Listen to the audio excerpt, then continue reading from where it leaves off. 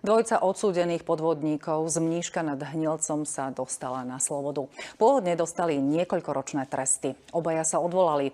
Krajský súdy na základe novely trestného zákona oslobodil. Za mreže sa však vrátili.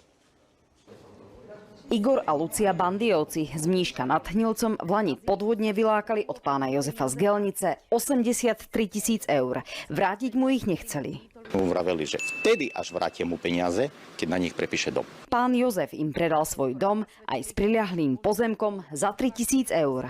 Som nebol schopný racionálne rozmýšľať, som bol paralizovaný strachom o život. Dvojica podvodníkov pred súdom vinu priznala a svoj skutok oľutovali. Obžalovaní Igor Bandy, Lucia Bandiová uznávajú sa za viny. Spáchali pokračovací odsah závažný zločin podvodu, spáchanie spolupáchateľstva.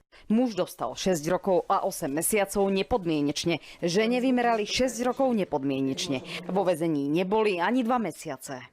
U oboch obžalovaných pominuli dôvody väzby za obzvlášť závažný zločin. Po zverejnení nálezu Ústavného súdu Slovenskej republiky bude zásadným spôsobom upravený rozsah škody, ktorá mení právnu kvalifikáciu ich konania z obzvlášť závažného zločinu na prečin.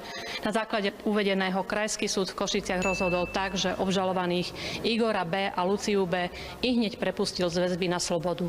Slobodu si užívali iba 5 dní. Za ďalší zločin putovali opäť za mreže. Súdkyňa okresného súdu Spišská Nová Ves včera 18.